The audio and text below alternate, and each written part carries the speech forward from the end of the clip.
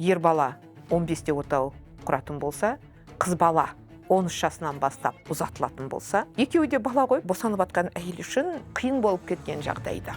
Осы кезде ғана барып ер адамдар араласады. Әсіресе бай әулеттің қыздары көп жағдайда 18-ге дейін жүрген. Әке 3 жасқа дейінгі аралықта бала күтіміне араласпайды. Жыныстық сауаттылық дәстүрлі қазақ қоғамында өте көп ашық айтыла берген жоқ. Ол ұят.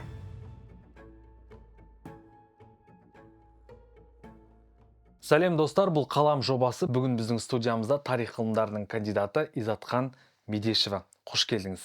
Қош көрдік. Біз бүгін баланың дүниеге келіп, ер жетіп есейген шағына дейінгі барлық кезеңдерді қамтимыз. Изатхан ханым, жаңа сөз арасында айттыңыз ғой, қазақтың бала тәрбиесі құрсақта жатқанда басталған деп, әңгімені осыдан бастасақ. Иә, дұрыс айтасыз. Баланың тәрбиесі жастан да емес, бесіктен де емес, құрсақтан басталады. Бұлай деп айтудыға бірнеше негіз бар. Қазақ қоғамы ол көшпелі қоғам. Көшпелі болғаннан кейін бұл жерде шаруашылық экономикалық тірек, ал сол шаруашылық экономикалық тіректің біреуі әйел болады. Ал әйел болғаннан кейін ол тек қана шаруашылықтың иесі емес, ол ұрпақ жалғастырушы. Сондықтан да осы тұрғыдан алған кезде әр отбасына келетін бала ол саяси ресурс, экономикалық, демографиялық ресурс болып табылады. Ауыл болып оған қуанады. Ананың жүкті болған уақытысы ол сезімтал болады, тез ренжігіш болады. Сондықтан да бұл кезде оған керісінше қолдау көрсету, керісінше оның көңіл күйін аулау деген сияқты белгілі бір көмек, қамқор ресурстары пайда болады. Ал ол ренжудің орнына керісінше жақсы ән айтылған, жақсы сөз айтылған, жақсы ортада, жақсы адамдарменен көбірек араласып, болмаса сол ортада көбірек жүретін болса, іштегі балаға тәрбие ана арқылы сіңеді деп ескерген. Себебі ананың реніші, ананың қуанышы, тіпті ән айтқан кездегі ананың толғанысы, оның барлығы балаға жетеді. Ал балаға жететін болса, бұндай шарапатты анадан мінезді бала туады деп сенген. Яғни біздің тәрбие бесіктен де емес, құрсақтан басталады дейтін себебіміз осыдан болып шығады. Жаңа ене деп қалдыңыз ғой, енелер білген сәттен бастап бір құрсақ шашу деген дәстүрді бастап кеткен екен, бірден. Иә, дұрыс. Себебі ене сезгеннен кейін, абысын ажын оған ортақтасып қуанғаннан кейін, міндетті түрде ене абысын ажындармен қосып құрсақ шашуға дайындалады. Неліктен? Бұл бүгінгі таңдағы біз айтып жүрген дүниеден сәл басқашалау көрінуі мүмкін. Себебі бұл жүктілікті, яғни келіннің аяғының ауыр екендігін хабарлау, жариялау. Бұл жариялаудан кейін бүткіл көрші қолаң түгелдей өз қолдарында не бар, сол дәмдерін алып, жаңағы құрсақ шашу өтетін үйге жиналатын болған. Әркім әртүрлі дәмін алып келу себебі, бағанағы басында айтып кеттік, жүкті болудан бастап, мынау белгілі бір көмек, қамқорлық ұйымдастырыла басталады деп. Себебі қамқорлықтың бірінші себебі жас ана өзінің неге жерге екенін білмеуі мүмкін. Ал жерік асты тауып беру бұл өте маңызды әрі сауапты деп есептелген. Тіпті әртүрлі асты алып келген кезде аяғы ауыр адам сол астың біреусін құмарлана жейтін болатын болса, ол адамның мәртебесі өсетін болған. Тіпті жеріктік асынан құмары шыққанға дейінгі аралықта ол әйел ол асты жиі дайындап әкеліп қамқорлық жасап отыратын болған. Ал жеріктік асы болмаса жерігінен шықпаған кезде бала дұрыс дамымай қалады, мінезі дұрыс қалыптаспай қалады деген сияқты сенімдерде орын алған. Сондықтан құрсақ шашу бірінші кезекте хабарлау, екінші кезекте келіннің жерік асын тауып беруге көмектесу, үшіншіден келген кезде барлығының сол болашақ келе жатқан ұрпаққа сабақтастыққа ортақ қуанышын білдірген. Өзінің әке болатынын естіген ер адам. Ол сол құрсақ шашуға қатысты ма жалпы? Соны білгім келеді де, ол қайда жүрді, не істеді? Әке 3 жасқа дейінгі аралықта онша көп бала күтіміне араласпайды. Қазіргі таңдағы сияқты ауыр аяқ әйелді күтімдеп күнде қасында болмайды. Бала өмірге келгенде де, өмірге келгенге дейін де. Бұл мәселе мынау ер адам сыртқы кеңістік, әйел адам ішкі кеңістік. Әйел адамның құрсағына бала біткеннен өмірге алып келіп 40-нан шыққанға дейінгі аралықтағы бұл рәсімдердің барлығы, ырым жоралғылардың барлығы әйел кеңістігінде өтеді. Әйелдер оған көмектеседі, оған қамқор болады, оның қорғаушысы болады. Былайша айтқан кезде көп мәселе әйелдер арасында өтеді. Тек қана баланы босану қиын болып кеткен жағдайда, не бала, не ана өліміне жаңағы аяқ басқан кезде, себебі ауыр аяқ ананың барлық кезде бір аяғы көрде, бір аяғы төрде болады. Мінекей осы кезде ғана барып ер адамдар араласады. Не істейді? Найза, жаңағы қынынан не дейтін еді, қылышын алып шығып ойнатады әйелдің басында. Айбалта, тағы осы сияқты қаруларды ішке алып келіп абыр-сабыр жасайды. Себебі қазақтың дәстүрлі түсінігінде әйелді босанғанға дейін жаңағы ауыр аяқ кезінде үнемі жын шайтан елеп, қалай дейтін еді, ектеп жүреді деген түсінік бар. Сондықтан да оны жалғыз жібермейді түнде, оны өзін жалғыз қалдырмайды. Ал жаңағын сияқты ауыр аяқ болып босанып жатқан кезде ол бала туа алмаса, яғни жын шайтан оны әлі ектеп жібермей тұр деген сөз. Бағанаға айтқан көр мен төрге сүйрелеп жүр әлі. Мінекей осы кезде оны қорқыту үшін, оны үркіту үшін бағанаға айтып отырған сырт кеңістік адамдары, ер адамдар ішке кіреді. Бағанаға айтқан үркіту, қорқыту, яғни жын періні аластатуға жұмыс жасайды. Әйелді қорқытады ғой сонда. Енді ол түсінік бойынша жын шайтанды қорқытады деп беріледі. Бірақ жаңағы сияқты абыр-сарып жүріп жатқан кезде әйел әрине ол етектерін көтеріп жатады, ер адамдар. Етектерін қағып, етектерін көтеріп жатады.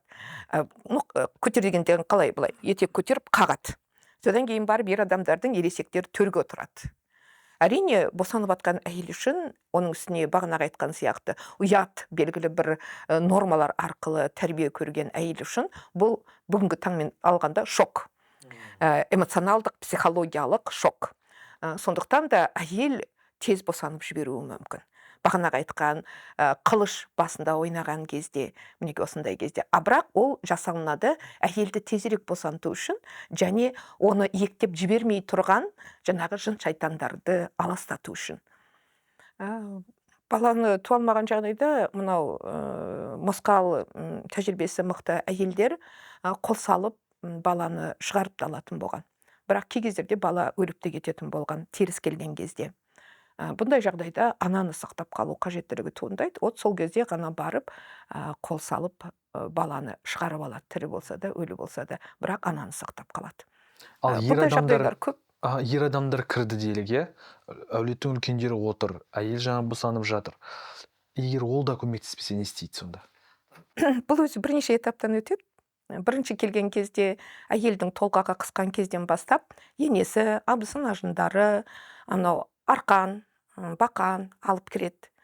Бақанның қалай алып кіруіне байланысты ішінде отырған әйелдер ұл болады, қыз болады деп болжап отырады.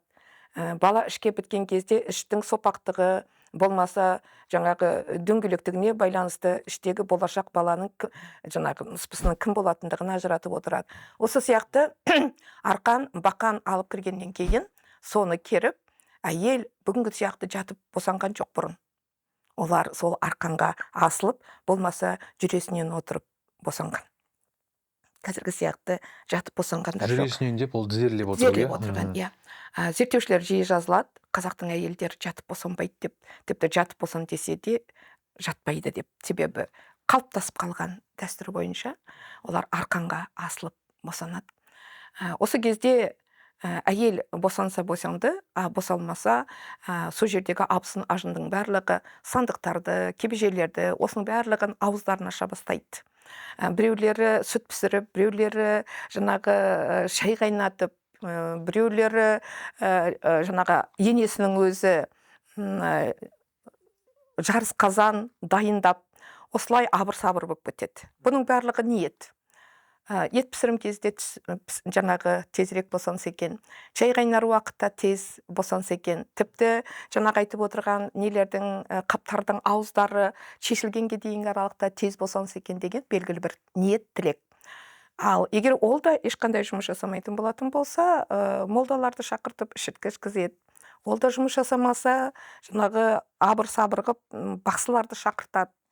Жаңағы құралдарыменен айналып өтеді, дыбыс шығарады. Мінекей осылардың барлығы, егер ол да көмектеспесе, бағанағы айтқан соңғы күш ер адамдарды кіргізеді. Олар тіпті кейбіреулері жазылады, бірақ енді мен ойлаймын, ол жиі қолданыла қоймайтын шығар. Сипап өтіп кетеді қамшыменен. Әйелді. Иә. Қамшы тигенін сезген әйел селкете қалады, жаңағы бала тез түсіп кетуі де мүмкін. Осы сияқты бірнеше дүние жақсайды, себебі көшпелі қоғамда қазіргі сияқты медициналық жағдайлар жоқ. Сондықтан бала өлімі де, ана өлімі де болған. Бірақ тәжірибелі адам босандыратын аналар, енелер жүрген жерде, олар оның мынау бел, жаңағы бел ұстау деген тағы да бір ырым бар. Бұл қойдың майыменен сипай отырып, ана белді төмен түсіруге көмектесу. Әсіресе зерттеушілер, неміс зерттеушілері не дейін бар, Курш деген, олар айтады, қазақтардың осы тәсілі барлық кезде сәтті орындалып отырған деп, бел ұстау. Сосын қайнылары беліне әйелдің ол сол жаңағы айтып отырған қарулы әйелдерге беріледі бел ұстау, болмаса сол жаңағы өзінің күйеуіне емес, атасына емес, қайныларының біріне бел ұстатқызады, жаңағы айтып отырған шекпен байлап. Бұл да орын алады, себебі әйел адам, ол жаңағы айтқан өз кеңістігіне, өзге кеңістіктердің адамдарын кіргенін ол бірден сезеді. Ол қымсынады, ұялады, қандай жағдайда болмасын. Бағанағы айтып отырған баланың тез шығып кетуіне бұл да бірден бір себепкер болады. Енді баланың өлі туу дедік қой, немесе әйелдің өліп қалуы, жаңағы босану кезінде. Ал анасы өлсе, бала тірі қалса, ол қалай қабылданды және оның күтімімен кім айналысты? Бұндай жағдайлар болған. Бұндай жағдайда бала өлетін болса, оны арнайылап жерлейді. Ал ана қайтыс болатын болса, бірінші кезекте мынау көшпелі қоғам, патриархалды қоғам, бұл жерде кез келген өмірге келген бала иесіз қалмайды. Бүгінгі сияқты жетімдер үйіне ешқандай бала кетпейді. Себебі оның үш жұрты қасында жүреді, қалай болғанда да екі жұрты қасында, өзінің анасыменен, содан кейін нағашы жұрты. Бірінші кезекте әкесі бағып алады. Яғни ол деген сөз, немесе әкесінің туған туыстары бағып алады. Өзінің әжесі, жаңағы айтып отырған абысын ажындары, өзінің әйелінің, болмаса тіпті қарындастары, әпкелері де бұл баланы бағып алатын болған. Көп жағдайда әжелер бауырына салып алады. Ал ондай жағдай болмаған жағдайда нағашы жұрт, олар да баланы бағып алуға мүмкіндігі болған және құзыреті болған, құқығы да болған. Келесі бір жағдай, бұл сүт ана деген. Жаңадан туған бала, ол уызға жару керек, сондықтан да туыс әйелдердің біреусінен босанған әйелі болатын болса, болмаса сол ауылда емшек сүті беріп отырған әйелі болатын болса, емшек тез қып, жаңағы баланы өз баласымен бірге ол сүт беретін болған, яғни емізетін болған. Олар кейін емшектес деп аталынып, бірімен бірі қыз алысуға рұқсат кейін берілмейтін болған. Себебі екеуі тіпті рулары бөлек болса да, екеуі бір анадан емшек емгендіктен, олар кәдімгі биологиялық тұрғыдан болмаса да, бірақ кәдімгі ағалы қарындас болмаса ағалы інілі сияқты есептелген емшектес деп аталынатын жоралғылар осыдан шығады. Ауылда болмаса әулеттің ішінде жаңа туған емшек сүті бар ана болмаса, айталық жылқының болмаса ешкінің сүттері берілетін болған. Қазіргі таңда кейбір зерттеушілер жазады сиырдың деп. Мен өз басым ойлаймын, сиырдың сүті балаға ауыр болған болар еді. Оған тек қана көмектесер еді ешкінің сүті және биенің сүті. Бірақ қымызға ауыспаған, бірден сауып алып келген кездегі жылы күйіндегі сүт. Біз саумал деп жүрміз, Иә, қазір біз оны саумал деп жүрміз, бірақ саумал деген кезде қымызға араласатын суып қалған сүт емес, биеден сауып алған күйдегі ананың сүті сияқты жылы күйіндегі берілетін саумал сүт, биенің сүті, мінекей ол баланы көтереді. Екіншісі ешкінің сүті. Босанғаннан кейін баланың жолдасын көмген дейді. Иә.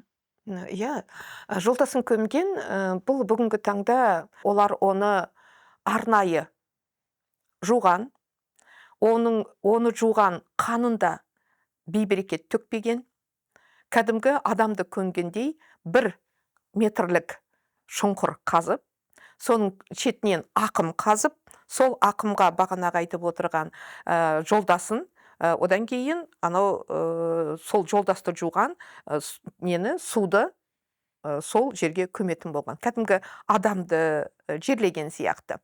Бұл жерде бірнеше ырым бар. Бірінші ырым... Кешіріңіз, сөзіңізді бөлейін. Ақым деген, яғни қазғаннан бөлек тағы да бұрыш ойып, шетінен ойып, соның ішіне салатын болып тұр. Иә, ақым деген.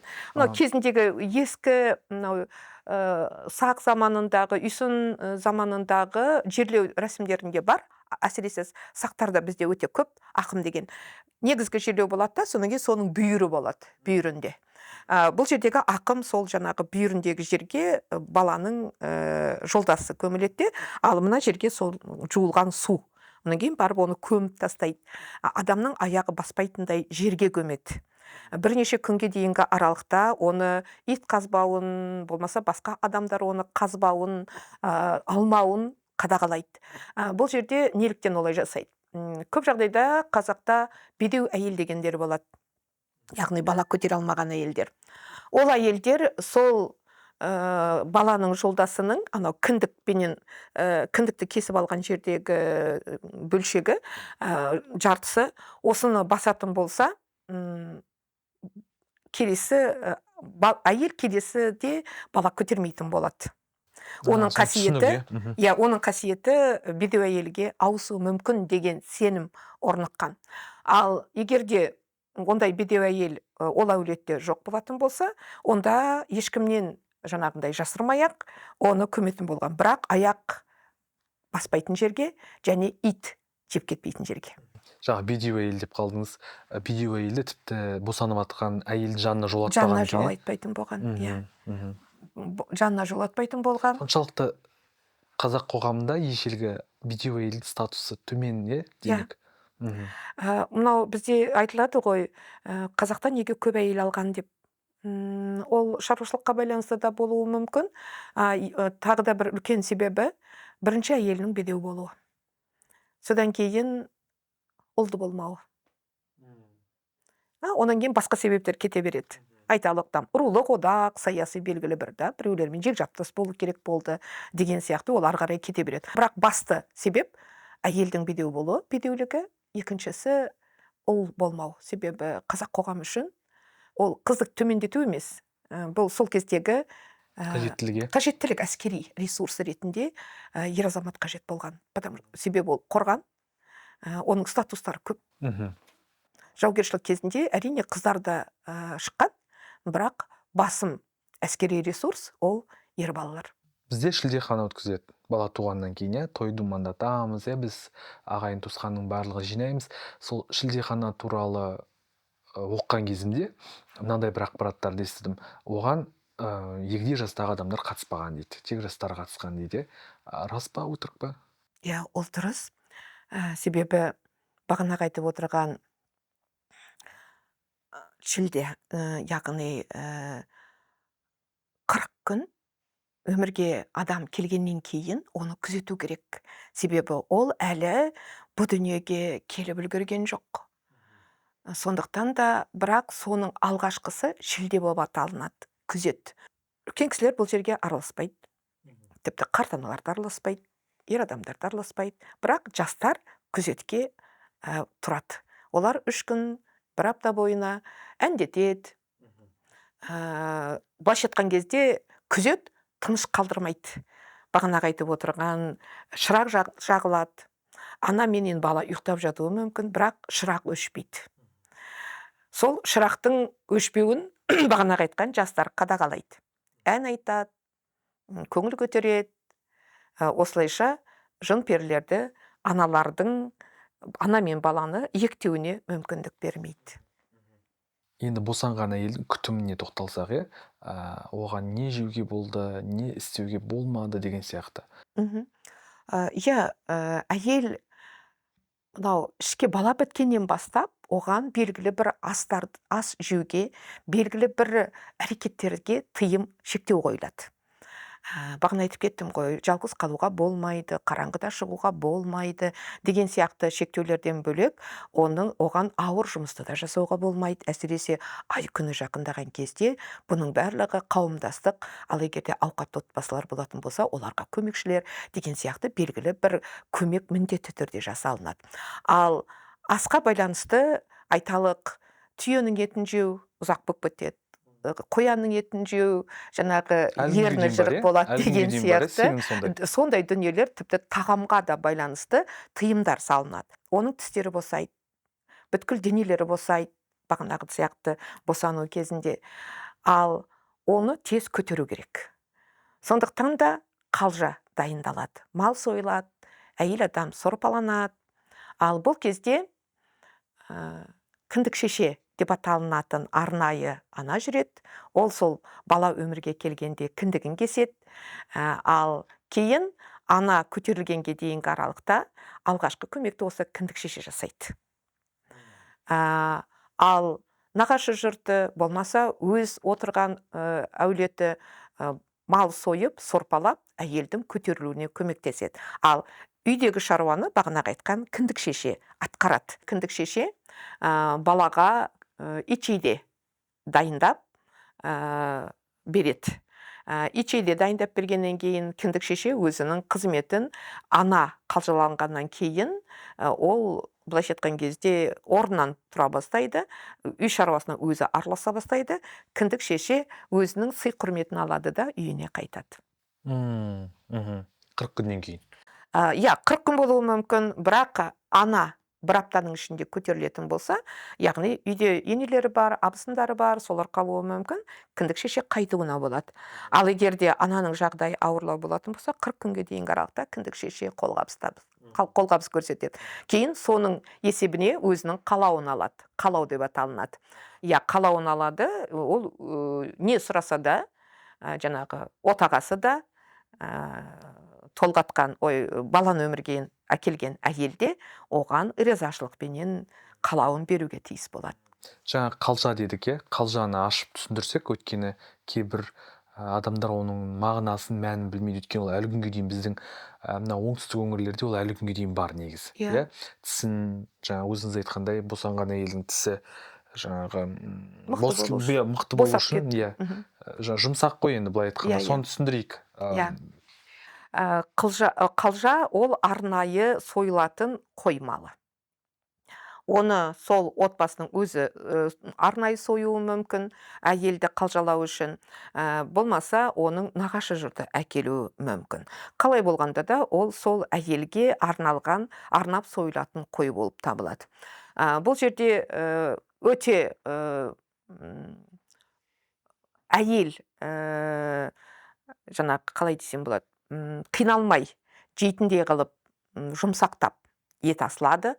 Оның ішінде міндетті түрде мойын омыртқа болуға тиіс. Себебі мойын омыртқаны тіс тигізбей мүжу керек. Одан кейін барып, не керегеге, не болмаса үйдің маңдайшасына іліп қою керек.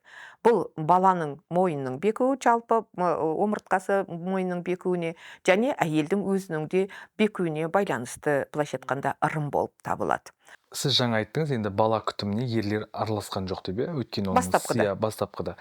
Ол кездегі әйелдер Кім көмектескен оларға? әулеттің ортасында болады. Олар жалғыз отбасы болмайды. Әсіресе жаңадан түскен келін болатын болса, ол келінді ешкім жеке отау қылып жібермейді. Міндетті түрде әулеттің ауылыменен бірге тұрады жас келін.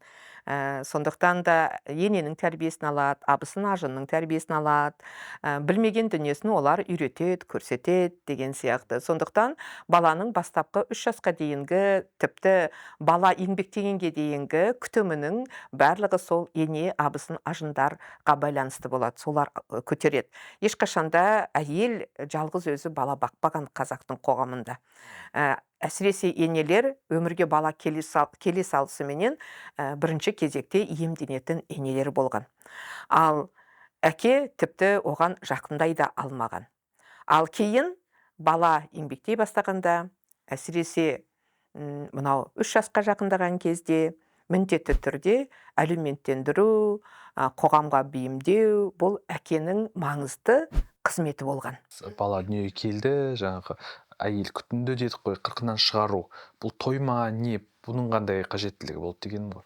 Ыдысқа 40 қасық су, одан кейін барып, анау күміс, сақина, күміс теңге деген сияқты салынады. Себебі күміс адалдықтың, тазалықтың белгісі. Ол қазіргі медицинада белгілеген күміс судағы микробтарды жояды деген. Яғни су таза. Осы суменен енді баланың жаңағы алдыменен қарын шашы алынады, сүт тырнағы алынады. Осыдан кейін барып бағанағы не дейтін еді, қасықпенен 40 су құйылады балаға. Әр құйылған сайын айтылады: 30 омыртқаң бексін, 40 қабырғаң қатайсын деп. Ол айтып отырған омыртқа мен қабырғамыз, жаңағы біз айтып отырған етпенен сүйектің бірігуі. Себебі ол кетті о дүниеге. Қазақта бір керемет сөз бар: өлді демейді, қайтты дейді. Яғни келді, қайтты. Мінекей, ол қайтады. Ал 40-нан шығарғаннан кейін ол келеді мына өмірге. Ал қайтыс болған кезде біз жібереміз 40 күннен кейін. Ол қайтады. Оғанға дейінгі аралықта осында жүреді. Мінекей 40 деген дүние осы. Ал 40-нан шығару жаңағы айтып отырған сияқты бекуге байланысты. Процесс аяқталады 40-тарға байланысты. Бала жетіледі. Арғарай 40-нан шыққаннан кейін бала жай ғана емес, оның мойны бекіп, жаңағы сияқты адам формасына былайша айтқан кезде ене бастайды да, ақырындап қолға алуға бола бастайды. Оғанға дейінгі аралықта әкенің жаңағы жақындамайтын себебі сол. Бұл ішкі әлем. Әйелдер күтеді, әйелдер қарайды, көз тиюі мүмкін. Одан кейін артық аяқ адам кіргізбейді бала 40-нан шыққанға дейінгі аралықта. Бірақ көретін шығар өзінің баласын. Әрине көреді. Оны былайша айтқан кезде қазіргі таңдағы медициналық неменен жаңағы артық аяқ нелердің жүруі, микроб анау мынау деп жиі айтылады ғой. Осы сияқты не ғой, бірақ әрине көреді. Бірақ оны көретін де жері болмайды ғой. Жақсы. 40-нан шығаратын әйелдің, яғни таңдалған екен, сол келгендер. 40-нан шығаратын әйелдер, олар көпті көрген болу керек. Олар өз бағанағы айтқан сияқты. Жалпы қазақтың кез келген ырым-сырым дәстүрлерінде беделі бар, көп балалы, әулетті, осындай адамдар таңдалған. Ер адам болсын, әйел адам болсын. Кейбір ырым-сырымдарда айталық бала тоқтамай жататын болса, болмаса әйел босанбай жататын болса, осындай кезде мынау жылқының бауырынан өткізу тіпті қажет болатын болса, 3 кемпір деп жатады. Мысалы, 3 кемпір деген есімдердің өзі осыдан шыққан ғой. 3 кемпірдің астынан өткізуге байланысты. Осы сияқты ырымдардың барлығы сол адамдардың жасы болу керек. Жасы ұлғайған болу керек. Жай ғана ұлғайған емес. Қазір бізде мысалға 80-дегі қарттың 8-дегі балаға тұрмайтын кейде мінезі не ақылы болмай жатады. Ал ол кезеңде міндетті түрде сол ақсақалға сай, одан кейін от анасына сай мінезі, қасиеті, қабілеті болу керек. Таңдалатын адамдардың барлығы осыдан туады. Бірақ бірінші таңдау міндетті түрде ана ұрпақты болу керек. Сол кіндігі түскеннен кейін бірінші жасалынатын рәсім ол бесікке бөлу. Бесікке бөлу жай ғана емес, ол белгілі бір талдан, қайыңнан, кейде иіліп, қарағай иілмейді. Осы сияқты арнайы ағаштан жасалынады. Оның әрқайсының белгілі бір құрылғылары болады. Одан кейін оның бетіне жабылатын 7 қабат жаңағы жабуы болады. Әр жабудың өзінің орны болады. Елшіл болсын, халықшыл болсын деген ниетпенен жабылатын жабулары болады. Түбек деген бар, шүмек деген бар. Шүмек көп жағдайда асықты жіліктен дайындалады. Ол 10-12 сантиметр болады. Осы шүмектің түбекке түсіп тұратын жері, яғни баланың дәреті жүріп отыратын жері, ол міндетті түрде түбек күл салынады. Тазалық бірінші кезекте. Екінші кезекте көшіп қонып жүрген кезде балаға бұл кәдімгі бір өзінің жеке үйі сияқты. Көп жағдайда қазақта бесікке бала 1 жасқа дейін бөленген.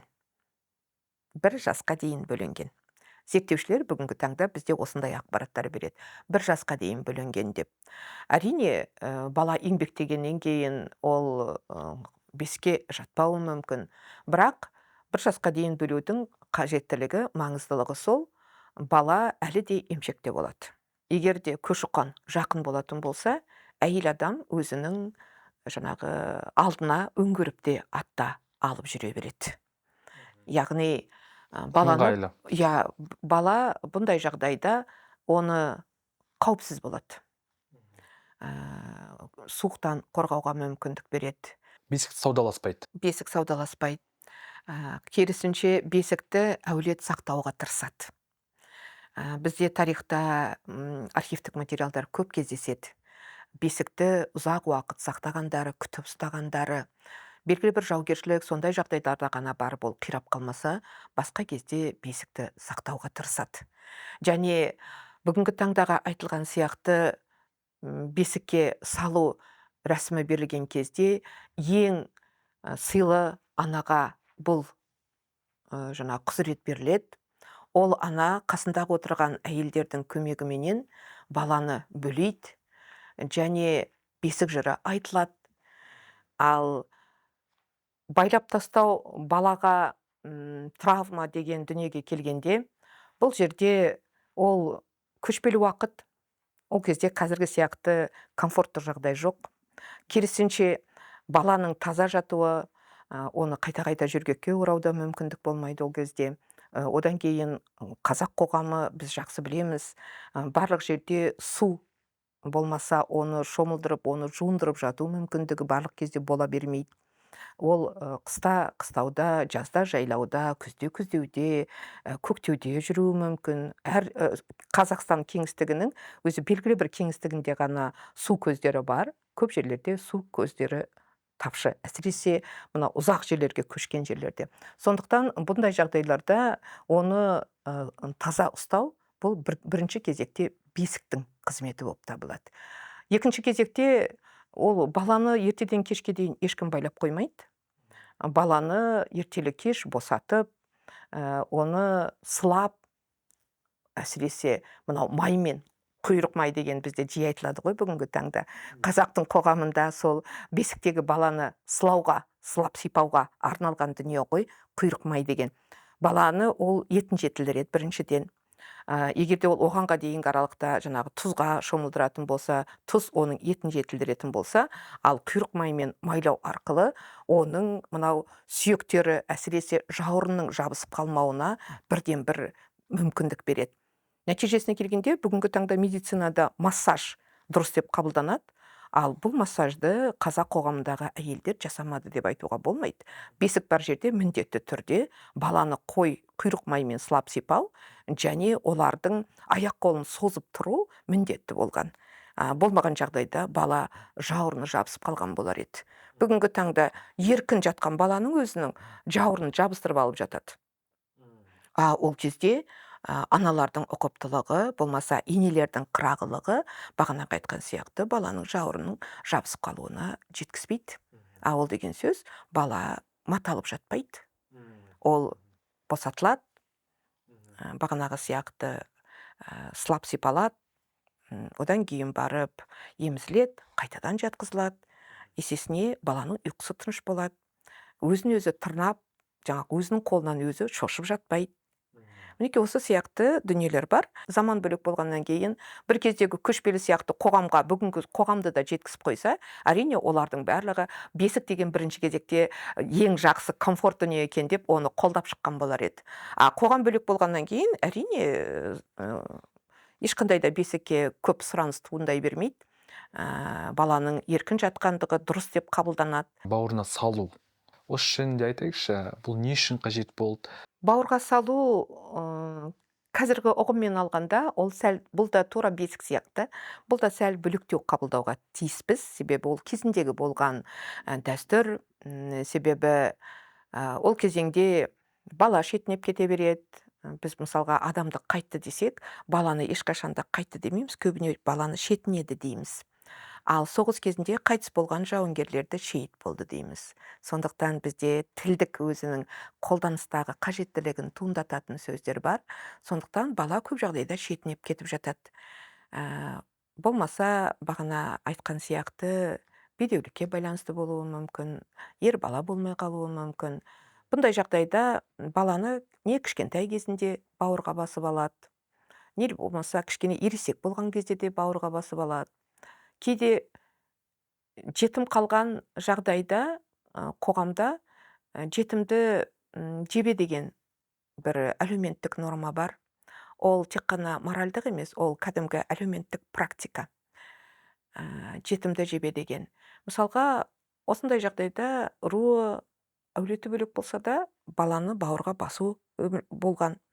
Сондықтан бауырға басу деген әртүрлі жағдайларда орын алып отырған. Туған туыстардың арасында бұл жиі орын алады. Себебі бала шетіне беріп тоқтамайтын болатын болса, міндетті түрде туыстас адамдар өз балаларын беретін болған.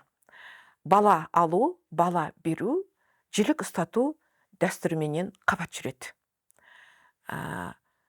Қыз балаға тоқпан жігіт жілік, ол балаға асық жілік ұстатады. Елдің көзінше той жасалынады. Көпшілік оған куә болады. Көпшілік куә болып баланы бауырға басқан кезде, ертең бұл бала сенен тумады деген дүние орын алуға тиіс болмайды. Бірақ кейін бала есейген кезде өз ата-анасына барам десе, болмаса ол үйде қыз болмай, ал асырап алған, болмаса бауырға басқан бала, қыз бала ұзатылмаған болатын болса, екеуі екі жақтап, жасауын жасап, ұзататын болған. Мінекей осы сияқты дүниелер бұл бауырға басу. Көп жағдайда бауырға басу әжелер баланы бауырына басып алады, баланы еркелетіп өсіреді. Бұндай бала еркін өседі. Ешқандай жаңағы шектеуге көнбей өседі. Осындай да жағдайлар болады. Бірақ бауырға басудағы негізгі мақсат туыстастар арасындағы байланысты үзбеу. Аралық көмек. Себебі біреуінде бала болмай жатса, екіншісі бала береді. Бірақ олар сыртқа көшіп кетпейді, барлығы сол жерде бірге жүреді. Аралық байланыс, туыстық қатынас мығым болады. Ал өз кезеңінде бұл керісінше жаңадан ғана отбасы құрған кезде, ол өзіңіз ойлаңыз, ер бала 15-те отау құратын болса, қыз бала 13 жасынан бастап ұзатылатын болса, екеуі де бала ғой бүгінгі түсінікпен алғанда. Олар өздері бала, оларны баланы қалай бағады? Сондықтан бірінші кезекте бағана айтып отырған әжелер көмекке келеді. Бірінші баланы солар бауырына басады. Бауырға басудың көпшілігі осыдан басталады.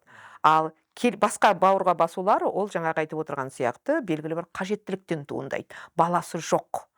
Ондай отбасын қубас дейді. Ер азамат өзінің қубас болғанын қаламайды. Сондықтан да ол тоқал алу керек болады. Ал тоқал алуға оның жаңағы несі келмеуі мүмкін. Мүмкіндігі жетпеуі мүмкін. Осындай кезде ол тоқал алмайды. Керісінше өзінің туыстарының ішінен бала бағып алады. Ол нені білдіреді? Сол әулеттің тұтастығы, мүліктік тұтастығы болсын, туысқандық тұтастығы болсын, оны жақындастырмаса, ол араздастырмайды. Бала ішке біткеннен ол пәленшенің баласы соған беріледі деп ойлап келген ғой сонда олар, Жоқ, ішке біткен кезде ол мынау құдандаластыққа байланысты іште жатқан балаға белгілі бір сыйласқан адамдар жаңағы жекжат жұрат болып, қызыңды мен аламын, ұлыңа қызымды беремін, болмаса жаңағы мен күйеу бала жасаймын деген сияқты дүниелер, олар құдандалық мәселесіне байланысты іште жатқан кезеңнен бастап айтылады. Ал іште жатқан бала ол асырауға байланысты әңгіме қозғалмайды. Ол өмірге келіп 40-нан шыққаннан кейін ғана барып, бала осы дүниеге келгеннен кейін ғана барып алынады. Неғұрлым ертерек бауырға баса алынатын болса, бала соғұрлым тезірек үйренеді жаңа ата-анасына. Сондықтан да баланы ертерек алуға тырысады. Бірақ 40-нан шықпай баланы бауырға ешкім баспайды. Жақсы. 40-нан шыққаннан кейін келесі той бізде тұсаукесер, оған дейінгі аралықта ешқандай той жоқ қой, білуімше. Енді бесік той болатын шығар, ол бесік тойды. Бесік той ол кіндігі түскен кезде жасалынып кетеді. Шілде ол да сол жақта кетіп 40-нан шығару. Бала бағанағы айтқан бесіктен шығарып, ары-бері қозғалтып жүрген кезде бала ақырындап еңбектей бастайды. Мінекей осы еңбектей бастаған кезде бала тезірек жүріп кетсін деген ырымменен тұсаукесер жасалынады. Ол тоқшектен жасалынады, көк шөпті байлап жасайды. Одан кейін мынау ала жіп арқылы тұсау баланың кесіледі. Кезінде баланың аяғын тоқшекпенен неге кескен? Бала малды болсын, майлы болсын деген ниетпенен кесілген. Одан кейін көк шөптей көп болсын, өсіп өнсін деген тілек болған. Бүгінгі таңда ала жіпті, біреудің ала жібін аттамасын деген түсінікті енгізіп келе жатыр. Бұл одан көрі ала жіпті аттау емес. Бұл одан көрі оның өмір жолында кедергілер көп болады. Сол кедергілерден сүрінбей өтсін деген ырым жоралғы болып табылады.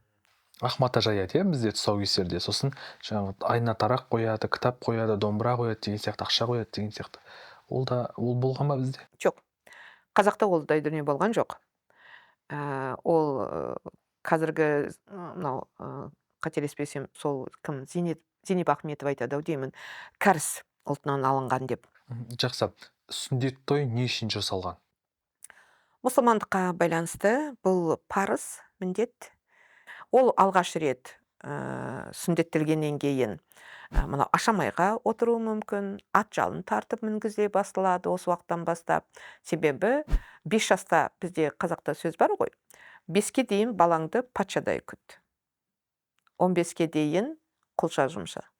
15-тен кейін сырласыңдай сыйлас деген. Сонда қарап отырсаңыз, көп дүние осы 5-15 аралығында жүріп отырады да. 5 жастан бастап ол бала сүндетке отырғызылады. Ол алғашқы бағанағы біз айтып отырған ер жетудің қадамы болып табылады бірінші. Қыз балаға көп жағдайда құлағы тесіледі. Бүгінгі таңда оны сырға салу деп айтылып жүр, бірақ сырға салу ол ұзатуға байланысты мәселе ғой. Құлақ тесіледі. Қыздың құлағы тесіледі. Тіл ашар, әрине ол кішкене тілі шыға бастаған кезде ұлға да қызға да жасалынады. Бүгінгі таңдағы біз тіл ашар деп көп жағдайда баланы мектепке апаратын кезде тұспа-тұс келтіреміз де, тіл ашар деп соны береміз. Тіл ашар деген сөз, баланың тілі шыға бастағаннан бастап, бала дұрыс сөйлесін, дұрыс қалыптассын деген мақсатпенен ата әже оның көптеген сұрақтарына дұрыс жауап бере бастайды, кәдімгі үлкен адамдармен сөйлескен сияқты. Мінекей осы алғашқы қадам бұл да 5 жаспенен байланысты беріледі. Әрине, баланың тілі кейде ерте шығады, кейде кеш шығады. Осыған байланысты тілашар да ерте кеш беріле береді.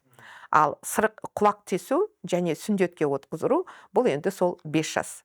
Қыз балада, ұл балада. Екеуі де алғаш қадам, жаңа өмірге қадам басады. Біреусі өзінің аттың ашамайдың үстінде өзінің статусын байқай бастайды. Басқалар төменде, бұл жоғарыда. Аттың үстінде тізгінді тарта алады, яғни отбасын басқара алады. Болмаса әулетті басқара алады. Осыған үйрене бастайды. Оның бәрін үйретуші, бағанағы біз айтқан, тәрбиеге басында босану кезінде араласпаған әкенің құзыреті болып шығады. Бұның барлығыне жан батуды да, садақ атуды да, күресуді де, қылыш ұстауды да, атқа мінуді де, осының барлығын үйрететін әке болады. Ал қыз құлағына жаңағы тесілгеннен кейін ол өзін қыз ретінде сезіне бастайды. Әдемілікке, ән айтуға, кесте тігуге, осыған жақындай бастайды. Өзін ол баладан, оның іс-әрекетінен бұғанға дейін олармен бірге ойнап жүрсе, енді өзін басқаша ұстай бастайды.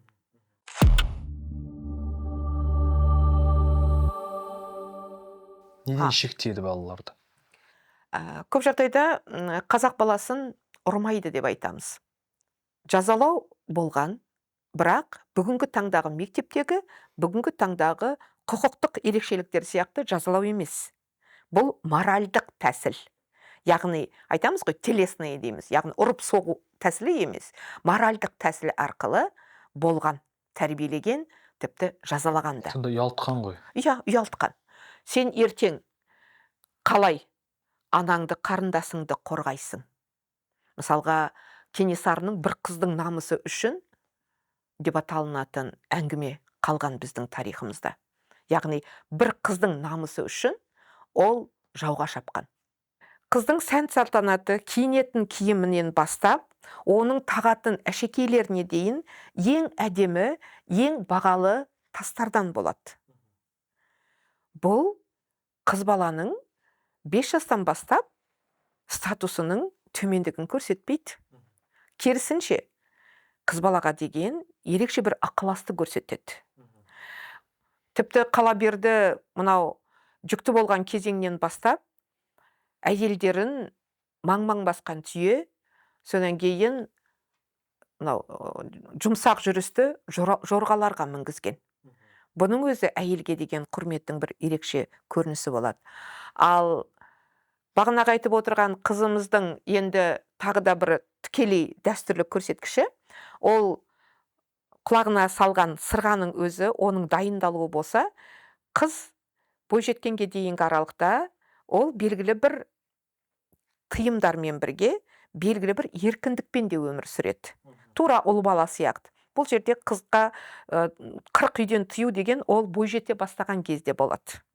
Яғни, мынау 10-нан асып, 10, 13, 15, 18 жасқа дейінгі аралықта, мынау еркін, әсіресе бай әулеттің қыздары көп жағдайда 18-ге дейін жүрген. Ал ауқаты төменділер, олар тіпті 13 жастарда қыздарын ұзатып жіберетін болған. Сонда байдың қыздары көбірек жүреді. Көбірек жүрген. Ал әлеуметтік жағдайы төмендеулер қалың малын алып қояды да, бала қалай балиғат жасқа, яғни дене мүшелері қалыптасады, 13 жасынан ұзатылып жіберіледі. Ата-анаға қарсы шығу. Олардың бір әділетсіздік шешімдеріне айту норма емес. Жоқ, норма емес. Қазақ қоғамында белгілі бір еркіндік бар, сөз еркіндігі бар. Мысалға, бала би дегендер осындайдан шығады, кішкентай ғана болып, бала би. Болмаса, мынау алтын шаш деген сияқты би, жирен шеше соларменен сөз қақтығысып, белгілі бір төрелік айтуға ат салысқан қыздар бар. Бұлар болған, бірақ олар көп емес. Ал қыздың бірақ еркіндігі тұрмысқа шыққанға дейін. Тұрмысқа шыққаннан кейін қыз балада еркіндік өте көп деп айту келе бермейді. Ал бірақ қыздың қаншалықты барған жері жақсы екендігін, бірақ тағы да қайталап айтам, қазақ қоғамының барлығы жылап еңіреп жүрді деген дүние тоже дұрыс келмейді. Ол барған отбасына да байланысты, алынған әулетке де байланысты, сол жердегі отырғандардың бір отбасы мен екінші әулеттің арасындағы қарым-қатынасына да байланысты. Мысалы, құсмұрын жүзік қызға салынатын болған. Қыз еркін. Сөзде де еркін, іс-әрекетінде де еркін. Бірақ осы құсмұрын ұзатылғаннан кейін шүберекке байланып, қыздың жасауымен бірге кететін болған. Кейін ол қайтып келетін болса, мен әлі де еркінмін дегенді білдіреді. Менің ешқандай жаңағы нем жоқ. Мен бұл жерде жақсы өмір сүріп жатырмын деген белгі болып келеді. Егер де ол келмейтін болатын болса, бұндай жағдайда жаңағы жүзік құсмұрын келгеннен кейін, құдағи ол құдағи жүзік дайындайтын болған. Құдағиына сыйлық ретінде, құрмет ретінде, қызыма жақсы қарап жатыр екенсіз деген жаңағы ризалық ретінде. Біздің музейлерге барсаңыздар, мынандай екі бірдей үлкен саусақ салынған құдағи жүзіктердің үлгілері көп. Ол біреу емес, Екеу, Аха. екі саусақ салынады, үлкен болады. Себебі ол жердегі күмістің мөлшері, ол жердегі тастың жаңағы несі, түсі, осылардың барлығы формасы, осылардың барлығы құдағидың құрметін көрсетеді. Ол құрмет, бағанағы айтып отырған қызға жасалынған ененің қарым-қатынасына байланысты кері байланыс болып шығады. Ал одан кейін қыздың қаншалықты мынау еркін барған жерінде жақсы жүруі, оның ұзатылғанға дейінгі өзінің абырой қасиетін сақтауына да байланысты көп орын алған. Айталық, қыздың мынау әрбір жүрісі, оның қаншалықты биязы, инабатты екендігіне байланысты шолпы деп аталынатын қыздың бұрымына тағылатын әшекей болған. Шолпы сылдырлап, желмен жарысып келе жатқан кезде қыздың жүрісі белгілі болған. Бұндай жүріспен келе жатқан қызды ынтығып, екінің бірі көруге асық болатын болған, үйдің ішінде отырып. Қыздың тәрбиелігінен, қыздың жүрісінен хабар берген. Ал егерде қыз керісінше шолпысы салдырлап осылай болатын болса, тексіз деген айып тағылған. 13-те қыздарды ұзатты дедік, 15 жаста жігіттер үйленді дедік, байдың қыздары 18 жасқа дейін жүріп жүріп алды қалды. дедік. Жыныстық сауаттылықты біреу үйреткен шығар оларға. Кім үйретті? Жыныстық сауаттылық қазақ қоғамында, дәстүрлі қоғамын айтып отырмын. Дәстүрлі қазақ қоғамында өте көп ашық айтыла берген жоқ. Ол ұят деген түсінікпенен қабылданды және солай берілді. Адам бойындағы бар, мысалға етеккір деген сияқты, оның бүткіл болашақтағы өмірін өзгертетін, осы сияқты дүниелердің барлығын аналары, әжелері айтпаса да, жеңгелері айтатын болған. Яғни жыныстық сауаттылық бірінші кезекте қыз бенен жеңгенің арасындағы қарым-қатынасқа байланысты болған. Егер де қарым-қатынас дұрыс болатын болса, қыз бала бұл салада белгілі бір сауаттылықты ала алған. Ал мынау Ер балаларда жеңгесімен ақылдасқан ба? ер балада да жеңгелер айтуы мүмкін, болмаса ағалары айтуы мүмкін, ағаларына жезделерінен алуы мүмкін. Сондықтан ол алдыңғы буын өкілдерінен міндетті түрде ер балалар алып отырады. Қазақ қоғамында Бұл дүниеге мен ойлаймын, әке тәрбиесі ол балаға ашық айтады. Қыз балаларда жыныстық мәселеге байланысты ұят деген көбірек. Изатхан ханым, бізге уақыт бөліп сұхбат бергеніңіз үшін көптен көп рахмет. Сіздерге де рахмет. Істеріңізге сәттілік тілеймін.